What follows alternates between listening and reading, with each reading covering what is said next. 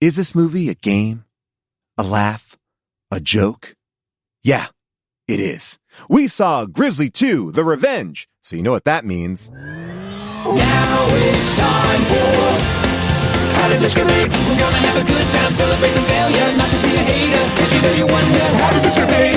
Let's wallow in the mediocrity of subpar art. Perhaps we'll find the answer to the question, how did this get made? Hello, people of Earth, and welcome to How Did This Get Made? Today we are talking about Grizzly II, The Revenge. But before we get into that, I want to let you all know that How Did This Get Made and Dinosaur are going on the road. That's right, Jason and I will be in Boston, Philly, New York, and DC. We have amazing special guests like Edie Patterson from The Righteous Gemstones and Danielle Schneider from Garbage World, as well as Rob Riggle and Mary Holland. It's going to be a blast. Get your tickets at hdtgm.com. Now, boy, oh boy, we got a movie for you. A movie 37 years in the making. That's right. This movie was just released in 2020. Oh, whoa. Yeah. Oh, I didn't know that. Okay, that makes a lot of my confusion make sense. Well, just if in case you haven't seen it, and I do recommend that you do see it, because this, every now and then we come across one that is pure perfection, and this is definitely one of those movies. All hell breaks loose when a giant grizzly reacts to the slaughter of his babies or her babies and attacks a massive big band rock concert in a national park. That's the premise. We'll break it all down, but first let me introduce my co-host, Jason Mantzoukas. Jason, how are you? Wow, we did it. We've done. We really. I don't know if we've reached the end of all of our bad movies, but this certainly feels like a movie that was cobbled together from the found scraps of other movies. Oh, and it kind of is, and that's what I'm guessing at. But yes, let's jump right in. This week we do not have our other co-host June Diane Rayfield with us, but we have found someone to replace her. A suitable replacement. That's right. He is the co-host of the very popular podcast We Are Here to Help.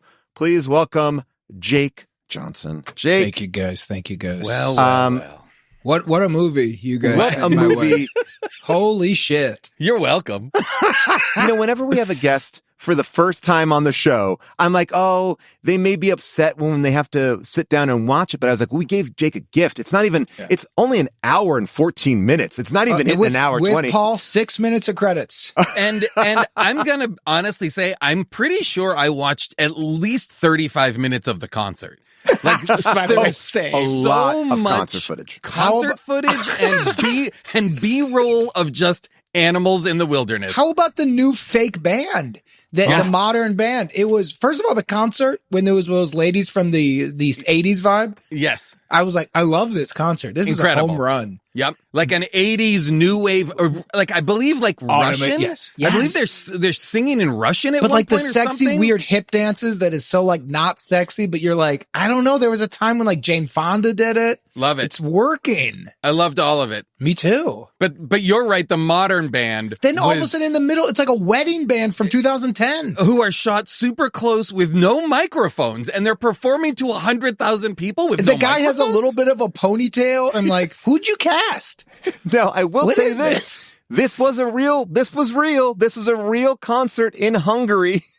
These are yes. What is these that are mean? Hungarian. The big concert was a real concert. You mean the big one? There's the original, and then there's the additive stuff that the distributor did in 2019 to make money off of Clooney, Laura Dern, and Chucky Sheen. Yes. All right. So this is what happened back in 1983, the filmmakers created this massive musical festival in Hungary called the Beast Festival. So that's what we're seeing. And man, this was So I'm sorry, just to like pull that string a little bit, Paul. You're saying that people were hired to shoot like a concert video, like Woodstock. Then they made the Charlie Sheen, Clooney, Laura Dern thing around the concert. Are those separate elements that were then wedded together? And then the extra, the modern footage, the drone footage. Was because the movie was 80 minutes and they can't sell an 80-minute movie. And that's not legally a movie, I believe. I think you got to be 88 minutes to get paid as a feature contractually. That's why a guy who has made little indies. And at like 83 minutes, you're like, it counts, yeah? Oh, I remember, I'm pretty sure they added 2 minutes of bloopers to The Dictator to legally make it a movie. All right, this is what I know, and this is Scott. Correct me if I'm wrong, but Scott, our producer, found this great article in The Ringer about the making of the movie, written by Brian Rafferty. He did an amazing job. So the first thing that they filmed was this huge concert created just for this movie. Almost 50,000 people attended, which made it one of the largest concerts ever held in Eastern Europe. Wow. The concert, right, was completely real. Nazareth was the headline. Oh, okay, Nazareth, yes, which is like a real, 70s, 80s. So they just did a concert. Oh yeah, no, the concert was the first thing that they filmed, and then they paid for it from the money raised by this con man producer, Joseph Ford Proctor. But the very first day they began shooting the non-concert scenes, Proctor ghosted them and took off with the rest of the money that he raised. So he's a weird Robin Hood. He just gets money, gives some of it away, and then disappears. This is... Yeah. Okay, he vanished for many years and was living in Thailand. He was convicted for fraud. You didn't have to say that. We knew that. That's where everyone goes. But yeah, like that opening of this idea that this is a movie that was kind of bamboozled. And yes, I think across the board, look, this is a movie called Grizzly II, based on the very successful Grizzly. Not really, but it was based on Grizzly 1. I started to feel like, is there a Grizzly 1? Are any of these people from that movie? Yeah, yes, right. They're not from that movie. No. It is there's a no sequel. Carryover. There's no carryover. Sorry, Paul. I'm so sorry I'm going to be honest, nothing but questions. This is, all of my notes are just questions. So, yes. So when Clooney, Dern, and Sheen shot their 1.5 scenes. Yes. By the way, this movie opens with, and we'll break it all down, like, because this movie opens with, will we? Like, well, I don't know if we'll get to answers, but we'll at least ask questions. The movie opens with like starring, and it's George Clooney. It also ends the first. It's George Clooney's photo at the end. Yeah, and so like you think like, okay, well, it's George Clooney, Laura Dern, Charlie Sheen, and I'm thinking, okay, I worked at Blockbuster when I was a kid, and and I remember there was like an Adam Sandler movie called Going Overboard. He has like one scene, but they put him on the cover box. But this movie, it seems like they didn't even want to trust you to wait until like 10 minutes in. They open up a scene on these 3 people. I got a quick question that really threw me off. Did you guys also see the Charlie Sheen documentary? I haven't. Okay. So there's a scene in there, Jason, that pissed me off while watching it, and then pissed me off more while watching Grizzly II. Charlie Sheen was offered this part in Grizzly Man 2, total dog shit. He said yes. They needed him for 7 days. Can't figure out why that's a 7 day Maybe just to fly to Budapest. He then got offered the part of Karate Kid. Oh no! He was going to be Karate Kid. His dad, an old school purist, said, "All you've got is your word." So he passed on being the fucking Karate Kid to be in this.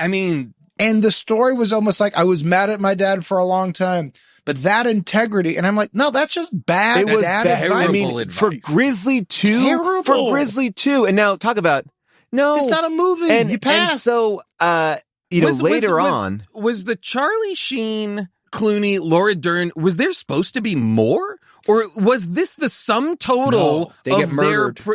All 3 of these future superstars are cast just to die in the cold open? Yeah, so originally that scene was going to be later in the film. Oh. That's why about 20 minutes into the movie or so, we see the National Park staff discover the bodies of the 3 dead teenagers, because in the original cut of the movie, they had just been killed in the scene before. Oh, wow. All right, so this is kind of weird, right? So it wasn't until years later that the film's remaining producer, Suzanne Nagy, re-edited the movie and then moved the Clooney, Dern, and Sheen scene to the beginning once they all became huge stars. Oh, now the screenwriter did say that the only reason that they were hired was because of nepotism.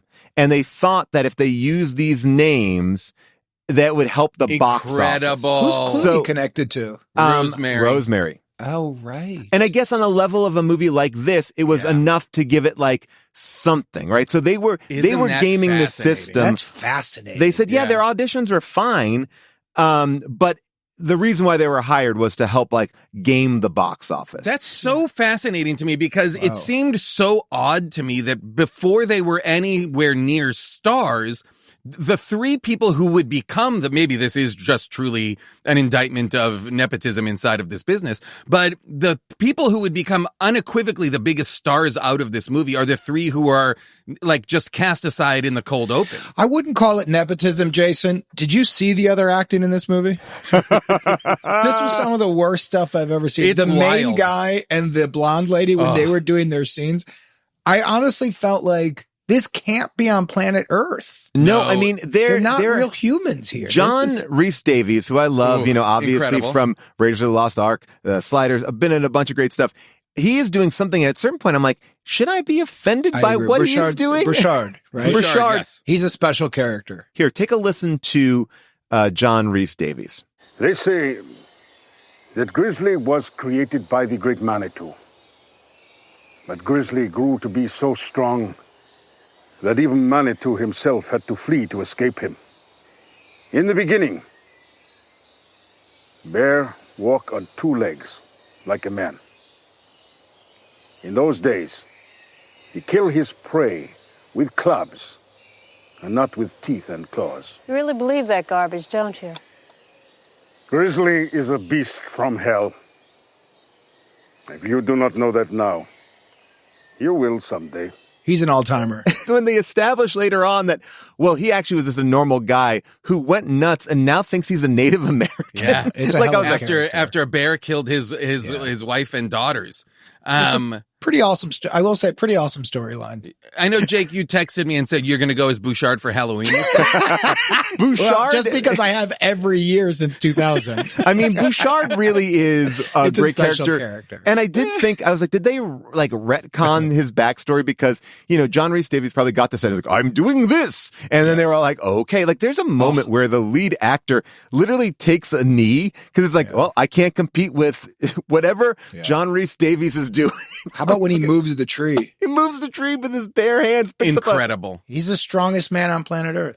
I want to answer some of these questions, and I can also break down some things in the movie just so you guys I have a clearer answer on some of this stuff. Okay, about this producer. So basically, he took the money from the film. He didn't even tell the other producer.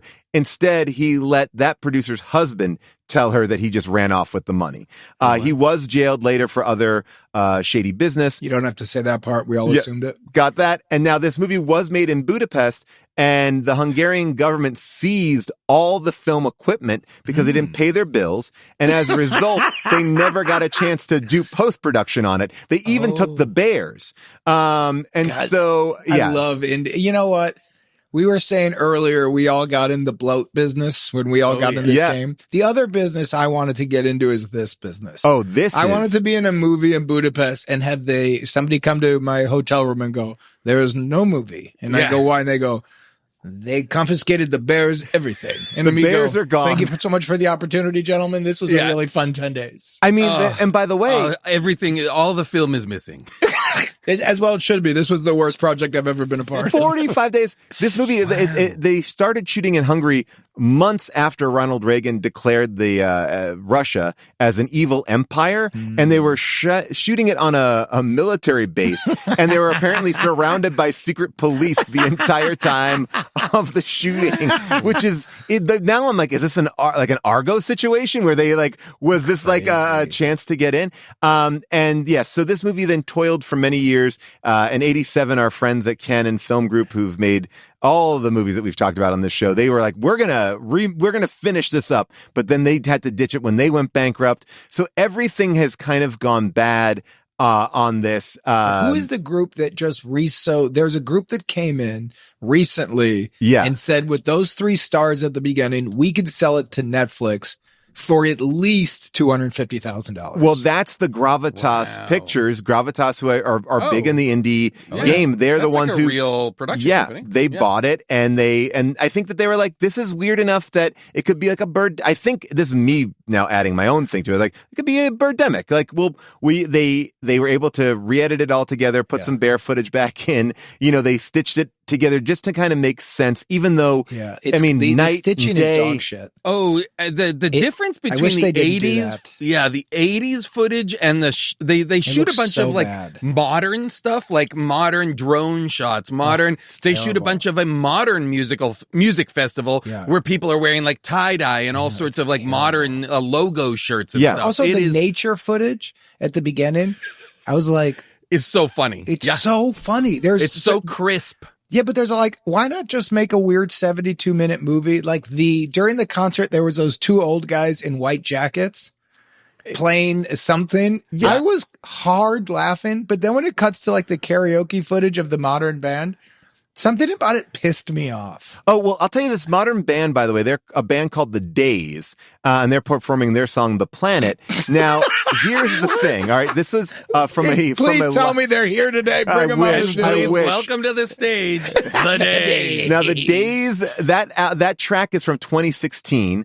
Far way off from 1983. And on a comment on the YouTube video of their song, it says the footage was requested by a company, but they didn't know what it was going to be used for. So they unwillingly gave, they didn't know. They didn't know that's how they were. For this band. They signed a contract they didn't read. They're like 17 pages. And then somebody goes, how much? And they go, $500. And they go, click sign. Done. Just take it. Do whatever you want. I didn't know I was going to be in Grizzly II. It's a concert from 1983. We made it in 2016. Oh my gosh. So it looked like time travelers. It is so confusing. I will say, like, if I had stumbled on this, it was so, it was so confusing to watch this patchwork quilt of footage from different eras of filmmaking. Yeah. So it is also visually, the visual storytelling is all over the place. Yes. They're making cuts, time jumps. They're making cuts. The bear, bullet time, and the bear doesn't move. No, the bear cannot move. The bears all, by the way, also burned up in a warehouse fire in Hungary after the film was made. I'll tell you another thing that really threw me off and it stuck with me is the young daughter storyline when she falls in love with the musician, but there was no setup. When did that happen? All of a sudden she's doing a scene and he's like, everything's just a laugh. And she's like, what am I? And I'm like, did I miss a 40-minute arc? A relationship came out of the blue, but that scene is perfection. I just want to listen to it for a second. What's wrong? Nothing at all. I just wanted to say, we've had such fun together, and I like you a lot. But I'm nothing. I'm just a gypsy, a clown, a juggler. I go from town to town, I do my show, and then I'm gone. It's all a game, a laugh, a joke. Am I a game, a laugh, and a joke? Yes. When did they fall in love such that he's now being a dick to who her? is he? It seems to all take place in a day. And what I really love about that scene is that he touches his fedora like Hamlet looking at the skull, and it's like it's funny. It's like a funny actor's choice to look at that fedora, and the fedora represents. I bet his lines were written on the fedora.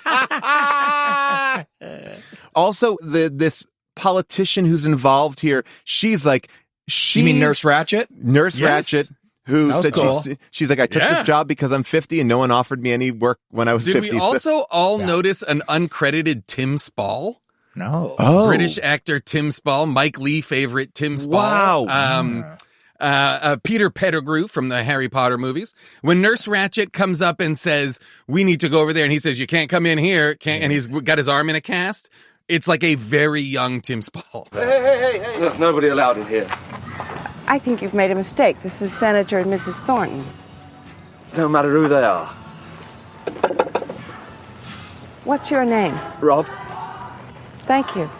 Wow. That's cool. I mean, there's so much in here that Let me also ask you, in the sorry, based on what we were just talking about, though, can we assume that the movie wants us to believe there was a love story between the daughter of the ranger and that pop star that we were just talking about, who's on stage? Is it possible they shot scenes? Are there more scenes for this movie that have not been included? If there are more scenes and they chose not to put it in, no, everything and they put is in this this new footage. No, they're the biggest idiots in the game.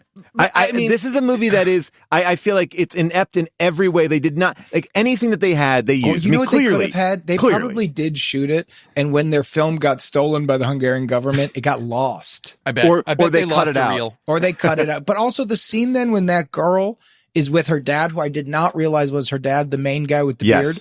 Yeah. And all of a sudden, it's like it's shot kind of sexy by the Jeep, and I was like, "Ow, is she going to go after like the cool lead guy?" Because I thought he was going to go after the blonde lady, and then all of a sudden she goes like, "Hey, Daddy, I'll make you proud. I'm a good little girl." I was like, "What the fuck They am I seem watching?" the same age. They seem like also, peers. This is terrible. Yeah. Right. You imagine being on that set with that director, him being like, "Good. One more time. Say, I'm a very good girl." I was like, ew. Just This is why I also feel like it's also the actors feeling like they could say whatever they want. It's like, we're going to improvise here. Like, we'll have a little flirty thing, because probably in real life they were a little bit close in age, right? And like, because didn't she say, like, there's something about it where I feel like they don't know, or like there was enough people there that no one was like, there was no script supervisor that day. That's a really funny idea. Two actors who are improvising and they don't realize their father and daughter is seen, but the old guy's like, "Look at you, sweetheart. You look wonderful." And they were in a video village is like, it's a very sexual vibe. Well, he says that thing. He goes, "Do you go for daddy?" You're a gopher. What? You go for this, you go for that. You go for your old man? Mm-hmm, in a big way. Oh, yeah? Let me have a kiss. Like, do you go for dad? Or like what? Like, that's a weird thing, because she's going to be a gopher. Is like, you go for this, you go for that, you go for daddy? I was like, ooh, I felt weird. Never should you talk to your daughter after like that. Night, he was like, the actor was like, "Look, I'm the lead of this movie. Would you like to get dinner?" I'd love to talk to you about the business when we get back to Hollywood. In there. We both know it. Now, I understand that obviously we need to have our bears out there killing people, but this is a movie that takes place in a state park, and it feels like they've never had a bear problem ever, right? Like they have no infrastructure to deal with this grizzly, but yet also this grizzly is not just a grizzly that's out for killing. It's a giant grizzly that has never been. It's a Godzilla of grizzlies, which is also just a psycho grizzly. It's 20 feet tall. Yes. I mean, they keep saying they're finding claw marks 18 feet up in tree. Like it is. And when they try and give you perspective, when the bear finally gets. Yeah, when the bear finally gets to the festival, some people, appear as though they're looking at a kaiju, and some people are like, "Oh, there's a bear over there." Well, my favorite part is when the bear kills. Like, there's a couple things that we're following. We're following the bear people trying to solve the bear problem. We're following the concert people. And then we're also following the Poachers. This is what I was talking about. This crew how about of the drug dealer? Well, the drug dealer from Jamaica who's got great weed from Hawaii. I got that great Hawaii. How about the guy who was running it with the cool glasses? I love that guy. That guy had a great, who that kind of reminded me of? I was playing cards last night and I can't believe I heard this for the first time. I'm sure you guys know this, but do you know about Joni Mitchell's blackface era? Oh, yeah. You do? No. I do. Jason, can you tell Paul about it? Because I just heard about it yesterday. I mean, not for nothing. Mind's blown. Wow. Jason is wearing a Joni Mitchell shirt as we incredible speak. timing. They have in modern times changed the jacket, the cover art for Don Juan's Reckless Daughter, because it featured a picture. So Joni, for a period of time, would do a blackface character, and she would go to parties at it. I'm looking at it right now. Oh Lord! Oh yeah! Oh Lord! Oh yes, Paul. This is a real thing. Whatever you are imagining, you will be more shocked when you see it. It looks like she's out of a blaxploitation film. Yes. Like, I mean, this is like a character that might have been in Dolomite. The way that I'm looking at it right here. Yes. Like, wow. Joni Mitchell. She was doing this at parties in Laurel Canyon, and everybody was like, wow. I mean, and by the way, and I want to call out because you said it like, yeah, she's in blackface, but she's also in drag. Like she's a black It's a man. It's a man. Yes, you're right. Oh my Lord. All right. Now I will say, just to kind of lift up my theory that the lead actor was trying to get some flirting in. This is a quote that the Nurse Ratched said, Louise Fletcher. She said that when she met with the director, Andre Sotz, he said, "Did you read the script?" And she said, "Yes, of course I read the script." And he goes, "Movie we make nothing to do with script." So that is from a director and then say yes. I love that the director is like, no, and then we won't use that. So that we get the idea that this movie is kind of loose and letting everybody go, wherever they want to go here. But I will say that it causes a lot of weird problems because at one point when they're having a meeting about the concert, there's a line where a character says, "We're going to have 80 to 100,000 people here." And then I was like, okay. Oh, I was sorry. I was like, now I'm saying it out loud. Now it makes sense. I was thinking 80, like 80 to 100,000. Now I see it. I was about to. I was like, you know what? I think we all saw that happen to you in real time. Yeah, Paul. I felt. And I was when you like, said wait a it, minute. I was like, what's so bad about that? And then I was like, oh, I just saw it. That adds up. Yeah. In my mind, I was like, how could you have less than 100 or more than 100,000? You really don't know how well your tickets are selling if that's where you're at. Well, and by the way, we're I think projecting anywhere between 80 people and 100,000. The stat, like, how many security people do we hire? Like, I honestly don't know. It's how many weird. drinks do we have at concessions? I mean, that's why I thought that they were so confused. Like, yeah, we don't have enough security guards for this event. We only thought there would be about 55 people here. We either have so much security or so little. We hired 1,500 people. I also like that bears have this is a very Jaws 4 kind of territory. Like Jaws 4, he's hunting down the family that Hang killed. on a second. Yeah. Well, wasn't that also called The Revenge? It was, Jason. Jaws 4, The Revenge. Whoa. Yes. Okay. With Michael Caine. And yeah, so this is a bear that is just mad. And it seems like the bear is so specific about enacting revenge, but not on the people that created the situation. Like the first kill are just 3 innocent kids who were not the poachers. And then he seems to kill only innocent people. Like there's no, the poachers, I guess, finally get it. Speaking of the poachers. Yeah. They were fun. I like those poachers. I wish we'd been with them more. The part where the guy is talking about how they're going to split the money when they sell the bear's gallbladder, and he's just inexplicably holding a rabbit around the neck in shot like this. He's like, "It's split 100,000. I'm not good with numbers, but 4 times 4 is 25, but times 2 is 50." And then suddenly the poachers are shooting each other. Well, by the way, that scene about the gallbladder money, what I loved about that was like they come in like, "Hey, Luke, your brother's dead." Anyway, I think we go kill that bear, and then we go get his gallbladder. And he's like, they just run over that your brother was killed by a bear. Oh, and he's like, "My brother's dead." Oh no! And they're like, "Yeah, man, get over out. We got By this." The way, that's how we should all start treating it, though. Let's just start living like we're in Grizzly II. Oh, we got to become poachers. Everybody does. Wasn't there a scene? I was. At that point of the movie, I was getting mad at it, but where they all start wrestling or dancing or they wake up. What was that moment where I was like, they were just such clown performers where they were just letting everybody that's know when they fall in the where pit? they're drinking. Oh, yes. They're just letting everybody know that they're trained actors. Yeah. And they're grabbing each other's butts and dancing around. I was like, what clearly is this? 4 men, and you see this a lot with actors where it's 4 men in their 50s where all of a sudden they were like, "Man, this takes me back. Now we get to act." And you're like, what is this movement? You're a poacher. No, now they're Now they were actors. I do feel like America is currently in its poacher era. Like the country definitely feels like we're consumed by poachers, the poacher mentality. It's all of a sudden really cool to murder a lion and stand by it. Yeah. There was an era where we all admitted that sucks, and now we're like, That's pretty cool, man. It's a pretty big ass lion you murdered for no reason. Now in this a lot world, of people getting infected with the poacher mind virus. but here's the thing: these poachers don't even care that they would be killing a big bear. They're like, we just gotta get this gallbladder back to San Francisco. Like that's it. Like they're not even like it would be a great kill. Sense. Yeah, they I love it too. I always love that the poachers are always after the thing that is reported to be an aphrodisiac. Yeah, like that's it. All they want is money and sex. Yes. Yeah. All they want is the money and the boners. That's it. That's what we get. By the way, a thumbs up appeared on Paul's screen when you said money and boners. That might have, but you didn't do anything different. I wish it was not. Maybe it was me just giving the thumbs up. No, it was. I literally think you were thinking such a positive thing that your computer heard your thoughts and popped a thumbs up. You have the neural link set up, right? You are the first neural. It came with my Tesla. It was not a big deal. I was in and out in the same day. It was great. Speaking of boners, yes.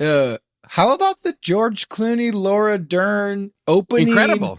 Yeah. All of a sudden, Loved it. I was like, he's really slopping kisses on. Yes. Oh, and she does that weird European dance when she takes her clothes off. I was like, this is a wild. And then Chuck Sheen looking hot is like hiding up in the woods. I was like, what's happening here? It's like these three people are going to go camping and with the like implicit knowledge, like, and then when we fuck, you got to go away from us. Like just go like around the corner. I also want to just highlight for everybody, because I don't know if you all noticed, but they say that they hiked 20 miles and Laura Dern is wearing a strappy wedge-heeled sandal. She's wearing a 2-inch wedge-heeled like sandal. No one's sweating. They look great. They look great. Say, movies used to do a thing that I thought was going to be adulthood and it's not. And that is, if you go out with a couple, they're going to fuck so soon and you're just expected to like run up a hill. That's never happened. And they're going to, here's the thing. They're going to start while you're there. Yes. They're going to start while you're there. And it's incumbent on you to know, hey, I got to make myself guess scarce. What? If I don't get out of here, I'm just watching my friends have intercourse. Like, and then I'm the bad guy. Yeah. Like, hold on. I'm not a pervert. Creep. I'm in my sleeping bag watching you guys. Where else am I going to look? You woke me up. and by the way, of course I'm touching myself. You're having sex right near me. I'm not watching you and masturbating. I was masturbating and I see you. It was in the middle of their conversation too. It wasn't like, hey, we were turning out for the night. It was like, hey, yeah, I saw that movie. That was kind of good. All right, we're fucking. Oh, it was like they start going at it.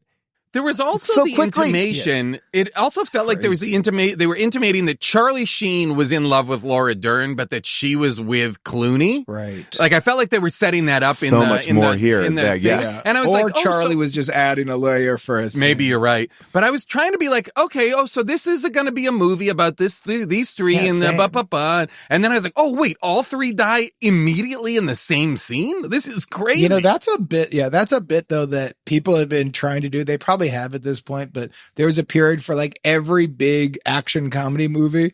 It was try to get the biggest star you can and have them die in the first scene. Oh yeah. They actually do it in this. And I will tell you, it's the other guys. Yes, that's exactly right. The other guys did it.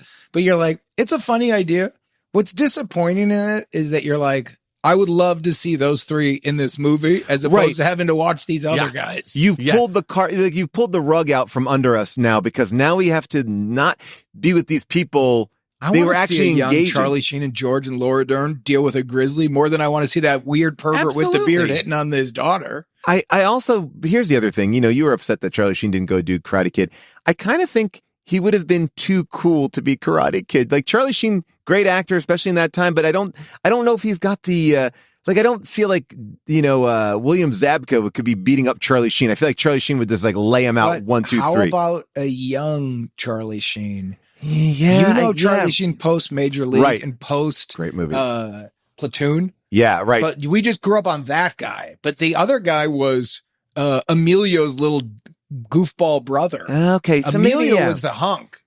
Charlie was Carlos Esteban. Which is a statement you never think you're going to say. Emilio was the hunk. But by the way, Emilio at that era, oh my God, he's the guy. And then his little brother Carlos, get out of here, dude. You're not even that good of an actor. I just want love to do what Emilio does. You're not talented. I love when Andrew McCarthy comes to Emilio's house in that documentary he did about the Brat Pack. Like I like Emilio a lot. Like he's just over it. Like not into this guy. And you could see Emilio getting like low key pissed off at him. Like, all right, man. Get the fuck out of my house now.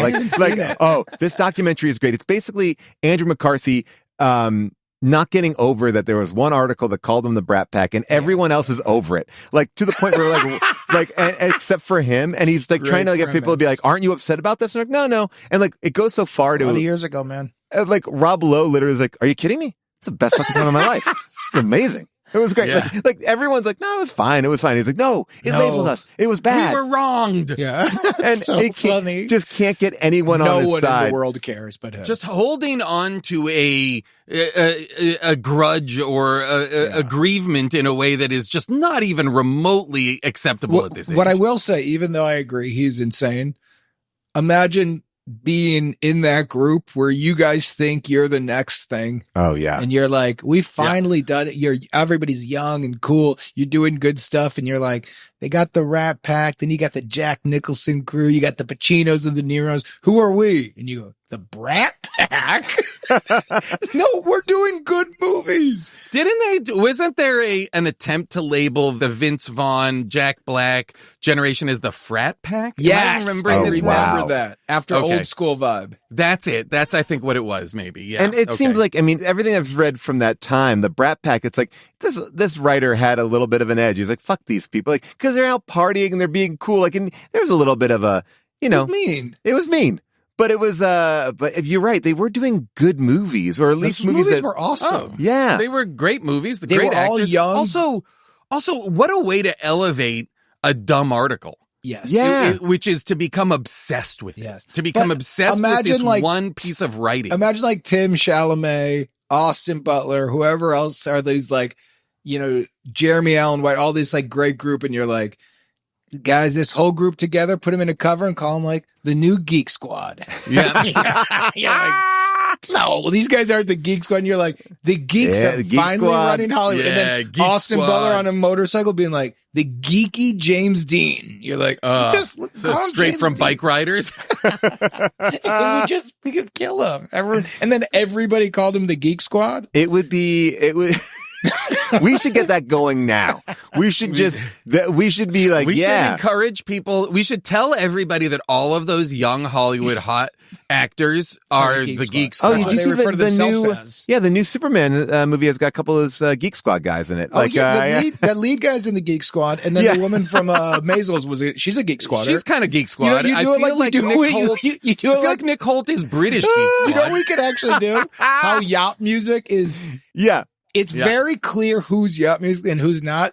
We could actually create real rules in the Geek Squad. Because I will say the woman from Maisel is not Geek Squad, but I do think the lead Superman is Geek Squad. Yeah, well, I think, definitely Nicholas Holt is Geek Squad, according to us. Nick Holt is pretty close to Geek Squad. Austin Butler is Geek Squad. 100%. He's prime Geek Squad. And I think that this is like, all we have to do is say it with confidence, and then people will start to adopt it. Like, it's. Now, here's the question.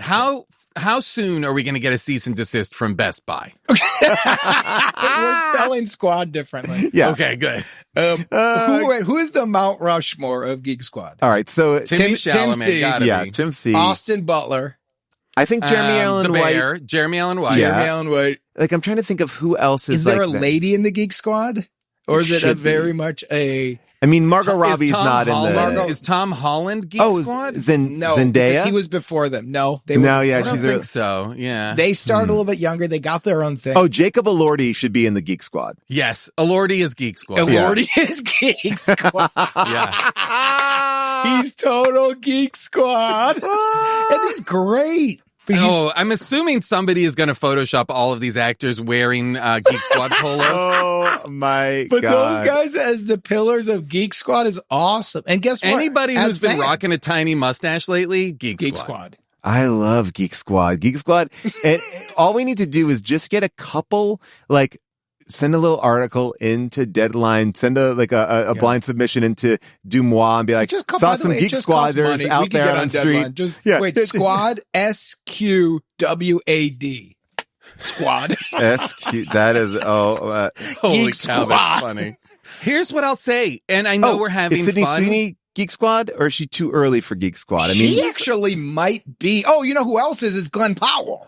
Glenn Powell, but he's a little bit older, right? He's been to me. He predates Geek Squad. But he and her in that romantic movie they did might have been the birth of Geek Squad. That's a Geek. Oh, I no, love that's a that. Geek Squad rom-com. But that is like the beginning of like, there's a movement here. These guys made $100 million doing this movie. I think this was the birth of Geek Squad. Here's what I want to be very clear to say. I want to be in Geek Squad. We all want to be in Geek Squad, but I don't know if you can. Stop trying You're too old to be in Geek Squad, Jason. Squad right now. I want to be in Geek Squad so bad. I'll shave a mustache. We're so old. Can't be in Geek Squad. Our kids are kidding. Our kids. I'm Geek Squad dad. No, here's what you could do in Geek Squad. You could play a guy who works at a store when the Geek Squad comes in as a cool scene, and you can go kicks like, my ass. "Excuse me, you forgot to pay." Now, here's the thing. The reason why they're Geek Squad is because they bought a hangout place. They bought an old Best Buy, and that's where they can actually party and just be away from like the Blues people. Brothers guys. Yes, yeah. This is their own and club. Guess what? Because now New York and LA sucks. You know, so they actually got it in like near Omaha. Yeah. It's out in to be on the outskirts of New Mexico. It's like a mid-sized city in America. It's the best. All right, so I'm just going to give you a couple people. Just tell me yes or no. Are they Geek Squad? Margaret Qualley. Geek Squad? Geek Squad. Yeah, she feels Geek Squad. Actually, Geek Squad, she's big pretty time. Geek Squad. Yeah, she's very Geek Squad. I would say, and then I would go on the fence with like Haley Steinfeld. I mean, she's been around for a while. No way. She's okay. All right, and then Florence Pugh. No. Okay. And I agree with. By the way, I agree with. But this is the one that I'm the most. Who are we? Who are we to judge? You know what we are, Jason? We're fans of the Geek Squad. Yeah. Yes. Just like I'm a fan of the Brat Pack. Big time. Jenna Ortega. Geek Squad. Geek Squad. Big time is right. Now I'm looking through some names here. We had Anna Taylor-Joy, but I don't know if she's Geek Squad. I don't know. I don't think she's Geek Squad. I don't feel like she's Geek Squad. We got to make something very clear about Geek Squad. And this is, I think, what you were saying, Jason, with we want to be in the movie. This isn't an insult. No. Just this like Brat Pack. Is a movement of people. So to say the frat pack, guess those guys were frat pack. Yeah. Vince Vaughn, Jack Black, Owen Wilson, they seemed like the funniest guys in a frat. Will Ferrell. Yes. That you were like, yeah, they probably didn't like that. They're like, we don't know. We're serious actors who are comedic actors. But I was like, I don't know. When you guys all get together, it just feels like you're laughing at those funny older guys that you go, I'm not in your frat, but you guys are so funny. Yeah. Geek Squad fixes all the technology. Yeah, this is a good thing. Now, there were other ones. The Brit Pack. The Brit Pack was Gary Oldman, Tim Roth, Colin Firth, Daniel Day-Lewis. Then there was the Rat Pack Revival. Well, I guess that's them older. I'm looking at some websites here. This feels like AI created those two. The It Girl Boom. I don't know if that's a thing. Deadline tried to create that. I guess really Brit Pack. Brit Pack and Frat Pack is in here. It's you were going to say Fat Pack. I was like, that's mean spirited. They're like, oh man, my movie in Alaska, I got put in the Fat Pack. I do like Geek Squad. Geek Squad feels. Geek Squad's great. Yeah. But I'll tell you what's positive about Geek Squad. Because for older people, when you buy technology and you get your first big flat screen, you're putting it on a wall and you go, I don't know how to hang it and get all these different things in there. When the Geek Squad shows up, you think this is the wrong name for what you do because it's a hell of a service. You're very good at it. It's very efficient. And you fixed my house. They are Geek Squad. This is what I see. They're the bridge from the old to new because look, you know what? My mom may not be interested in going to the movies every week, but she knows Timothée Chalamet. Yeah. He bridges. You know what else I like about Timmy C? When he wins that award, he gets up there and goes, I want to be one of the greats. Yeah. Great. I want to be in the original Rat Pack. That's why I got my Geek Squad. That guy Jacob is hot as hell. He's doing cool movies. Sydney Sweeney's a doing monster. The new Wuthering Heights. Yeah, you're like, you guys are killing it. This is a group. The Geek Squad is coming in. This is the next generation. By the way, all they lack is a moniker. We're speaking about this as if they all listen to the podcast and are like, we're so mad right now. Yeah. They're so like, here's what I will say. Man. And here's what the new era, which we all know has changed, and it's way more about technology. So now this movie I just did, the Dink we were talking about. Yeah. Well, What's the release of it? Apple bought it. Okay, cool. So what does that mean? Who knows? You know what the Geek Squad does? Fixes your technology. Yeah. They make technology cool where I go, when I hear this stuff as an old timer, I go like, well, what's the theatrical release? How many? Right. And they go like, hey, geezer, call the Geek Squad. They're like, hey, Jake, your movie's coming out on TikTok in 90-second intervals. It's going to have a 22-week release. I'll never do it. You get one guy in the Geek Squad, all of a sudden I'm going, I'd love to be the waiter in the restaurant of your 90-second Can I tell you, Leonardo DiCaprio is in TikToks now with the young girl from One Battle After the Other. Like, he's trying to get a little bit of that taste because she's trying to get, she's trying to get in that Geek Squad, I'm sure. I think one of the demarcating lines for the Geek Squad is they are a generation of digital native actors. Yes. Ooh. They are. They get it. They get it, and they grew up with it. But you know, you got to also say about the Geek Squad, and this is, you can't get a job at Best Buy in the Geek Squad unless you're one of the best at it. Yeah. Well, let's not loft the Geek Squad up that high. I feel like it wasn't that. I'm gonna, Paul, I'm gonna, and I'll tell you, they're the greatest actors of our generation. No, they're the greatest actors. I'm just saying, I feel like we're putting a lot of weight on the job interview process for the Geek Squad. How about this? Imagine if you have a new stereo, you're trying to get it set up. Yeah, sure. You pay the $85. Some guy shows up. He's from the Geek Squad, and he goes, "Don't know." Right. What? They know you everything. Better know, dude. And guess what? I've had him here a lot. They always know. I like the Geek Squad. Now, they might have to come back 2 or 3 times. Sure. But they don't have all the stuff in their truck. And guess what? They don't charge each time. No, because they will come. They will do the act. Yeah, they get it. It's a compliment to be in the Geek Squad. I like the Geek Squad. Now I will say, if you're ever in the outskirts of New Mexico, stop by. Yeah, just hang out. You maybe see him walking in and out of that Best Buy. You see Chalamet bring in. They bring their own like chairs in there and stuff. They're cool. This movie, Grizzly II. Who gives a shit? We're talking about Geek Squad. Geek Squad. I just need to figure out who else is Geek Squad. Here's my question. Did you guys feel like that the bear in this movie would have been better if they had cast instead maybe one of the bears from Country Bears Jamboree? Like one of the big animatronics? Maybe Liver Lips McGrowell or Teddy Barra? Big Al, the bears from Country Bear Jamboree, more emotive. I love that you ended on Big Al, the most notable big bear from Country Bear Jamboree. I'm just going in order. Oh, okay. I will say this.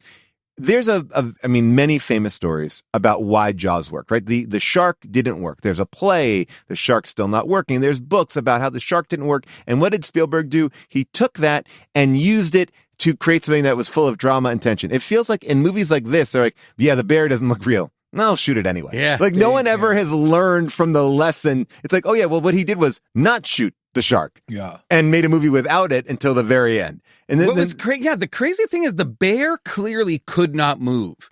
So it was just a matter of putting the bear in the foreground or the background of shots and having whatever. So it'd be like the concert and the bear would be super close to lens and you could see the concert fuzzy in the background. And you're like, I guess the bear has gotten to the concert. Again, 100,000 people at a concert, or 80. Yeah. Or 80. 80 people, a big grizzly bear's a threat. At 100,000 people. You're fine. By the way, they're protected. They're protected because they're in a grouping of, it's not like they're all across the park. Well, the concert doesn't stop. No, right. The concert isn't interrupted by the bear you or got, the You got a band pyrotechnics. from the future playing. There's a band from 2016 doing a 2016 banger. The show's going to go on. I mean, first of all, this bear is so big that John Rhys-Davies, who is a bigger man, was able to jump on it like a telephone pole. Yeah. He's also the strongest man ever. It's a strong man. Bouchard? Bouchard getting that human scent. Bouchard, he's got the, the lasso made of a bear But something? he and Steven Seagal, and I don't know who invented this look, but there was a style in the 80s that some bigger, thicker white guys invented where it was just taking a few cultures, throwing on an accent where I don't know where it was from, maybe doing a high pony, maybe having a thin beard. And it was just culturally. So you're just describing Seagal. Yeah. And maybe the beard is heavily dyed. And maybe he also plays blues guitar. Maybe he does a Cajun accent.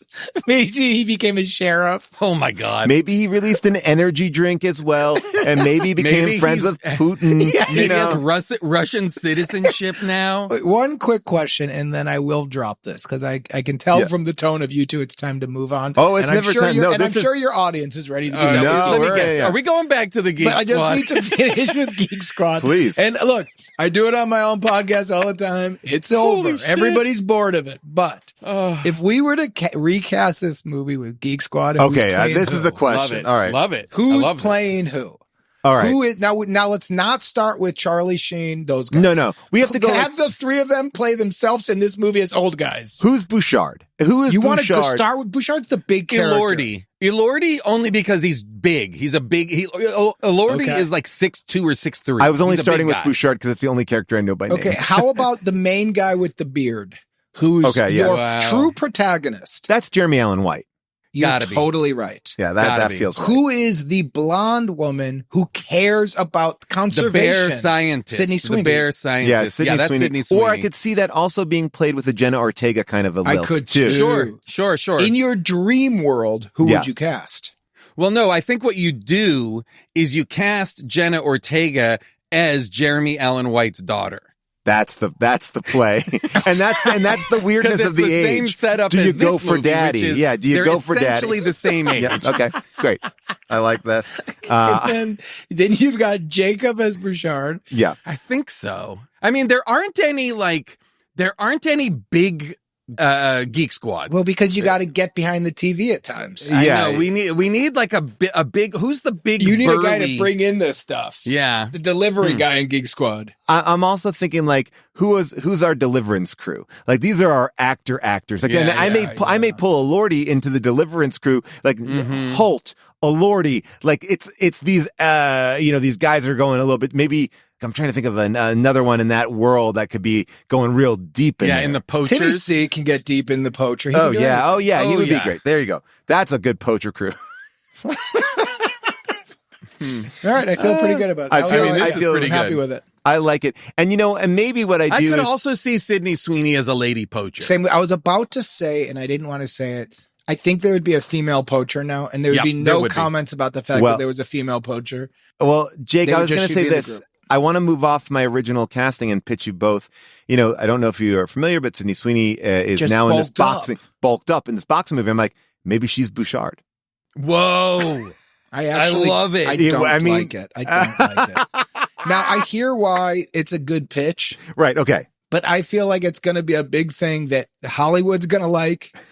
We're going to be excited about it, and no one in the world's going to like it. They don't want to see her like jumping on a bear. No, they're going to go... You get Sydney Sweeney, one of the greatest looking actresses in the game. You got her in a black weird wig and a beard, and she's heavy. Wait, she's gonna Joni Mitchell it? She's gonna play a man?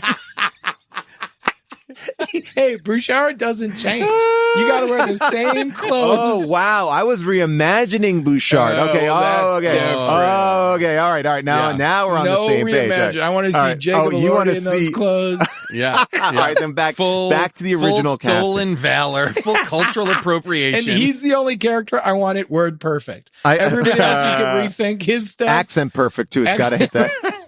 I will say this: if I was also casting, I don't know if she's fully in Geek Squad, but I don't know if you remember, but there is a French maid waitress that is serving people in the during the concert. There's like there's a moment where they cut away to like a server like just delivering drinks on a table where like the summit captain is like, and she's just dressed like from like a murder mystery like that kind of maid's outfit. And I was like, that could be Sabrina Carpenter. I think she could do a fun part in there. Oh yeah, Sabrina. She's Geek Squad. She could be I Geek think Squad. Sabrina Carpenter's Geek Squad. Well, she's a musician. I don't know if we put musicians in. Yeah, I wouldn't put her or Olivia Rodrigo in I'm that. speaking generationally. I know they seem like they are Geek Squad adjacent. They might be adjacent, but I'm not putting those. I'm fine with it. I'm not gonna. I'm not. But I hear exactly what you're saying. No, I mean it's right, but it's also wrong. But here's the thing: to be clear, Taylor Swift not no, Geek Squad. but hangs with Geek Squad, but is above Geek Squad. Course, Like I think but she that's respect. Look, is Jennifer Lawrence like the godmother of Geek Squad? that's what I was thinking. Well, that's what I like. I feel like She's that's not like a Geek little. Squad, but there's no Geek Squad without Jennifer Lawrence. I agree. Interesting. I agree. Like you want that, and you want those people like, Tom Cruise famously not in the Brat Pack. But if there's no Tommy Cruise, there's no Brat Pack. Exactly. If there's no Jennifer Lawrence, you would never have Geek Squad. But No, when she yeah. broke on the scene, you're like, she's a great actress. She's great looking. She also could be in Geek Squad though too. I think she's the original Geek Squad before there was enough Geek Squad to fill it in. Like that's why she's I like, don't think she's she's Geek Squad. You don't? I think she paved the way for Geek Squad to exist. yeah, she walked so Geek Squad could run. There you Okay, go. But there you're we go. right I that like she that. is a little bit different because she's also connected to the older generation. So she's a little bit old school. I would put her more in the Haley Steinfeld. I Right. totally They're agree. in another. They're in another. But group. also Haley walked so they could run. And well, where is Zendaya? They're peers that way. Shailene Woodley as Zendaya well. and Tom Holland are in whatever that group is. They just don't have a title. Okay, got But it. they're All their right, own yeah. thing. They have their own thing going on. But Geek Squad definitely. I gotta say, we might be wrong on Jeremy White. I actually think that too. I was gonna. He's not Geek Squad. He's not? He's too if you old remember for him Geek from Squad, East- right? And also, look at him from Shameless. Because of Shameless? Yes. Okay. Now, if there was no, But he certainly seems to be culturally Geek Squad. No, you know but who he's he is? If he was a beatnik, he's William Burroughs. Ooh. Okay. He's not in them. He's older, but you're like, they all But love they him. don't and he- revere him. I don't think they look up to him the way that the Beats looked up to Burroughs. I think they do deep down. Really? I think they all want to be in the Bear. I think you want to have I see. want Yeah, somebody They all want to be younger. Bruce Springsteen. Paul Mescal. But they're the Geek Squad. Geek Squad. Geek Squad. Yes. Yeah, right. I think British Geek Squad. I think he takes Jeremy Allen White. seat. Yes. I think I Jeremy is 100%. I don't think that's right. I think he's just a little bit different. I agree. He also ripped cigarettes publicly. Yeah, I think he's just a little. I think the Geek Squad has to have a little bit of youth on them It is. too. It's a very fine line. What's interesting as well is almost everybody we've talked about are feature film actors, and Jeremy Allen White is primarily a TV actor. Yeah. Does that change it? Well, Yes. we'll see at this award season. By the way, yeah. But no, Jeremy Allen White's going to do whatever he wants now. Oh, The world's I mean, his. he's incredibly talented. But Don't get you me are wrong. right. But I do think the reason that Jeremy is a different animal is he's a veteran. And I know I don't count when you're a kid actor. And you I like Adam transition in. Driver. Yeah. Yes. But Adam Driver's for sure not Geek Squad. Not Geek Squad at all. no way. But he's just one of those you're like, at a certain point, you are without a group. And these guys eventually one of them will make a documentary where they'll go like, can you believe those guys on that podcast called us the Geek Squad? And the other ones will go, I never heard it. They wrecked our career. What's a they wrecked our podcast? burgeoning I don't career. listen to What's a podcasts. podcast? You mean those geezers in their closets? We are definitely making a Geek Squad shirt for this episode. I feel like we should list them all, like your favorite players from a basketball team or something. By the way, Geek Squad does still exist. I am looking here. It does. I was yes. going to ask. Yeah. You can chat with a Geek Squad agent at any time if you give them a call. But again, we're not spelled the same way. Our Geek Squad is not spelled the same way. Wow. We really went. I mean, we did it. I don't even know we have anything more to say about the movie. That's what I kind of feel like we've done it all. We've said it all. And I will tell you this, Jake, I love your show. You are fantastic on this podcast. You're fantastic in everything, but I just want to talk about this podcast because, we're here to help. It's like Monday, Wednesdays, occasionally some Fridays. You got great rotating people coming in. But you and Gareth are great. You are funny there. Jason, have you ever done it? No, Jason, never done it. I've never been invited. Jason, wow. You are publicly invited. I'm I would so love furious. You to be on. June and I have both done I'm it. going to court you from here on out. Yes. But not for Geek Squad. June and I have done it. And it's what I think it's so fun is by the way, if you like this episode where we are devolving into Geek Squad, I think you're going to love We're Here to Help because it is a show that is prone to fun tangents. You get to go And off. I got to tell you, our base audience gets very upset with me. I'm the one they're liking the least these days. Oh my God. Just because you chased down the What's tangents. funny about a base audience, which I love our group, and it's what I didn't realize this about podcasts, that like you just form your group and every once in a while you get some new people, but there's the main group. The main group has so many opinions. Oh yeah. And they get so mad at us. Our audience is going to be very upset about this. Just wait. Yeah. Yes, this episode This is not is gonna going go to over be well. infuriating to them. That we had this this movie that we have now spent. And by the way, I wouldn't change a beat I can't of it. believe I watched that whole movie and they didn't talk about it for more than 10 minutes. The audience gets. They're obviously just jealous of younger actors. Geek Squad bullshit. I wish Nick Miller would stop talking so much. And that guy who kind of looks like him. They're so mean. I will tell you this so much. Funny. There is this is some facts that I think are interesting about it. You talk about the bears being bad. They went to David Prowse, who played Darth Vader, to be the bear, and he interviewed. And then they said, you know what? We don't need that guy. We'll just hire a very tall mime. And they hired a mime. Is that true? Yep. They went with a Hungarian mime. And I did feel like when they were able to trap the bear in the invisible box, that was satisfying. By the way, that's the best ending moment of any movie. A bear running through a concert stage, getting caught in it, and I guess electrocuted. Question mark? And then what was that final line from Nurse Ratched where she said, like, Is that part of the show? Yes, it is. that's a weird ending. Oh, very weird. No, we don't catch up with any of the main characters again. No resolution. We end on tertiary characters, not real joke lines. And why does she even want to get back? Like, so she's now running a public park and she wants to get back to DC, but it would seem like she was disgraced in some way. She's like, the congressman will be here. And the way she's trying to impress them is to invite them to her rock concert in the park. Doesn't make any sense. And then I also love the way they speak about the rock concert. They're like, this is how you've set it up. It's like, yeah, it's a one night only event. We will be building until the show starts and then we will be taking it down. It's not like you've built the house and we're having it's like, yeah, we're building a stage for a one night. Yeah, this is it. You didn't build Woodstock a year before Woodstock happened. They'd be like, no, it's like all the stages are still up. Yeah, you never take them down. And there's so many ideas here that were just not executed in any way as far as like they just pull a simple plot. Yeah, they didn't finish. I couldn't tell you what the story was for most of these characters. They just seem to be scenes stitched together in it could be like in any order almost. To talk to your audience for a second who's upset about this episode and the tangent we went on, is this not the perfect type of episode for Grizzly II? A stitched together movie that had no through line, that all of a sudden you're in a movie from 83, then you're in a karaoke video and and I go, what am I literally watching? Yep. Yeah. And then it just goes to the left. Then there's a scene between a dad and a daughter that's sexual.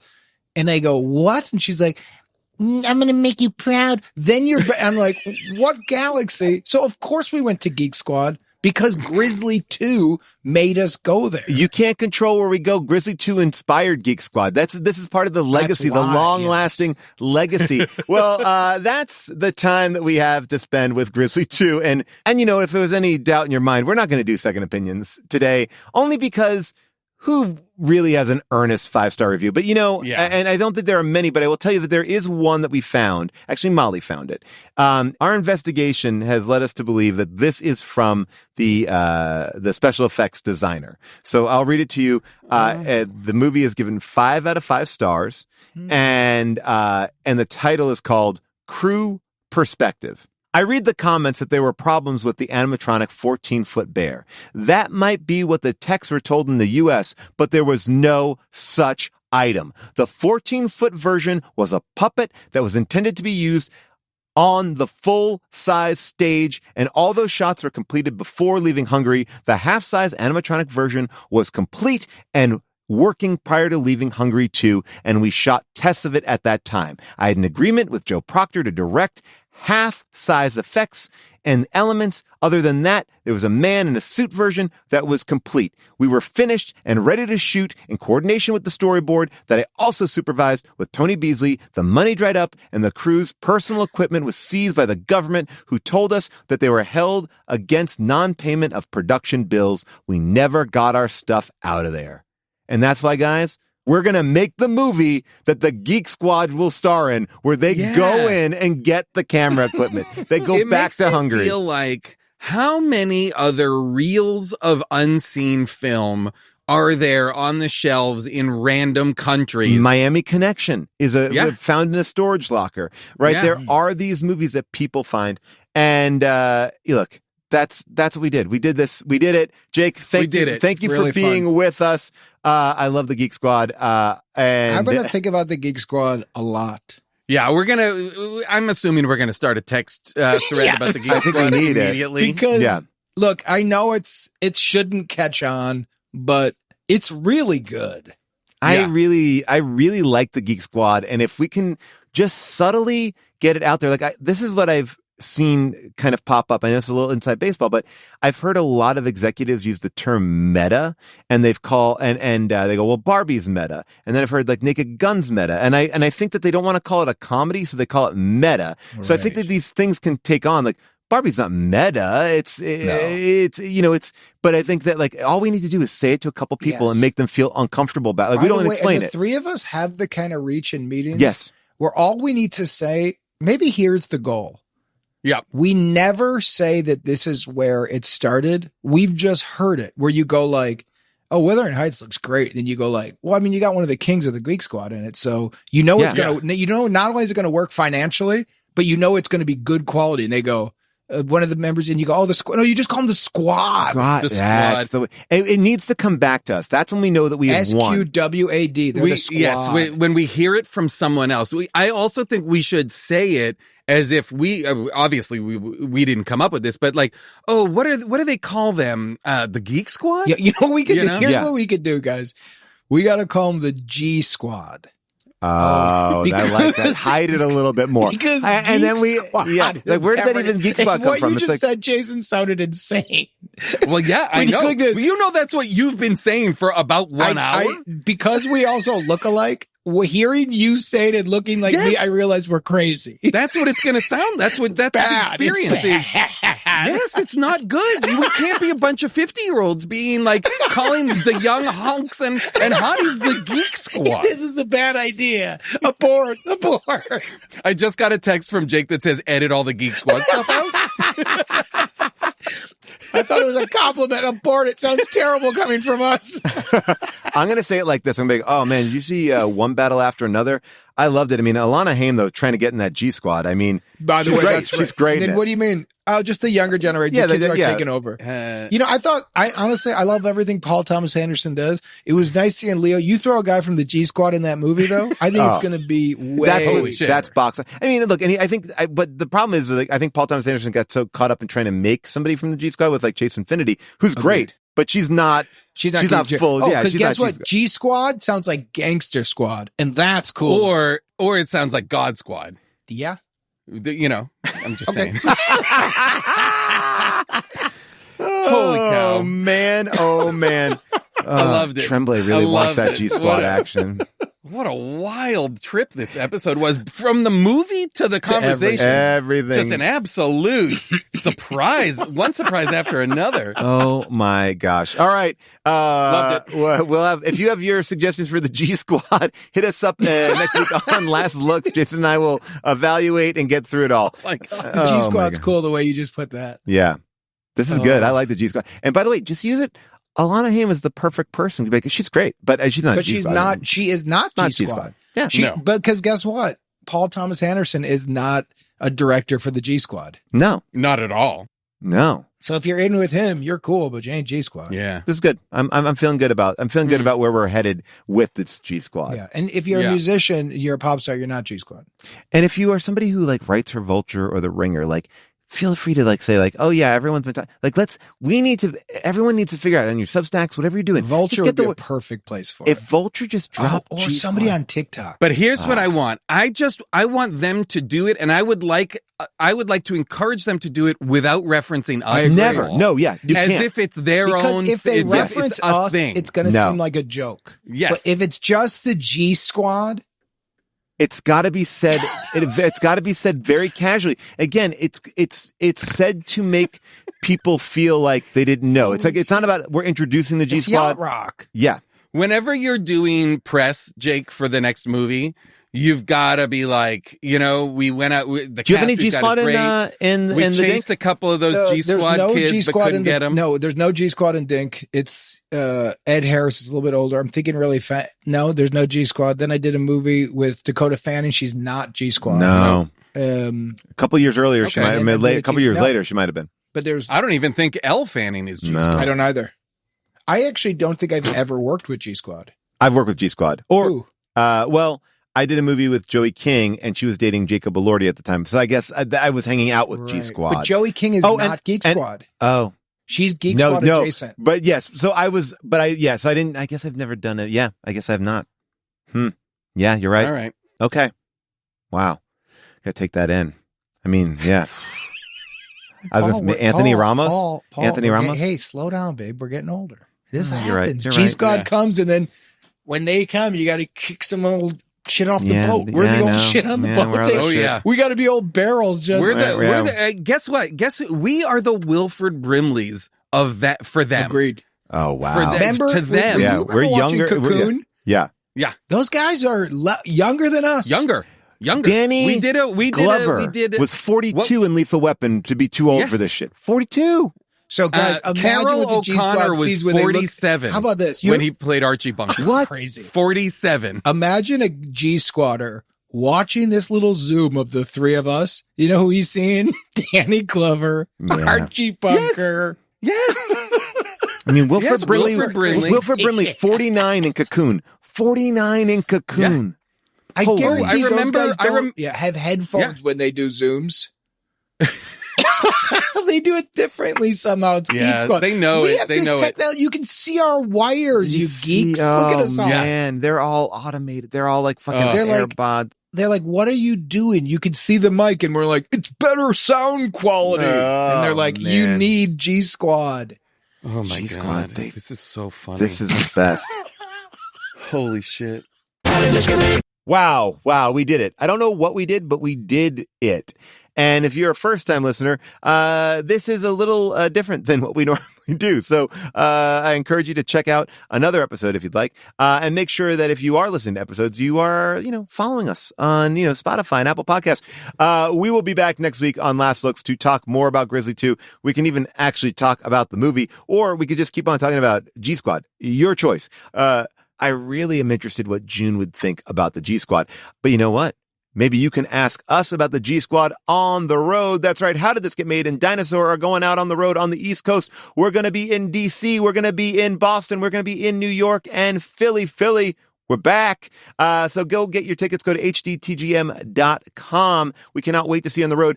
Joining Dinosaur, Edie Patterson from the Righteous Gemstones, Danielle Schneider from Garbage World, Mary Holland, Rob Riggle. So many great people are jumping in on this dinosaur shows, and they've been selling out. So come check it out. hdtgm.com. You can also subscribe to the dark web. It's free. It's on YouTube every week. Me and Rob People go to the depths of the internet. Also have a Substack, which has been a lot of fun, and it's completely free. Or you can also throw me some money if you'd like, but that's not why I'm in this. Okay. Enough people are taking your money. June is in Weapons and Freakier Friday, which are both now streaming, and you can catch Jason in Amazon's Invincible. It's a great show. You can follow us on social media at HDTGM, and a big thank you to our producers, Scott Sani, Molly Reynolds, and our movie-picking producer, Averill Halley, as well as our engineer, Casey Holford. We'll see you next week for Last Looks, where you decide what we're going to talk about. Boy, oh boy, it's going to be a lot. Bye for now.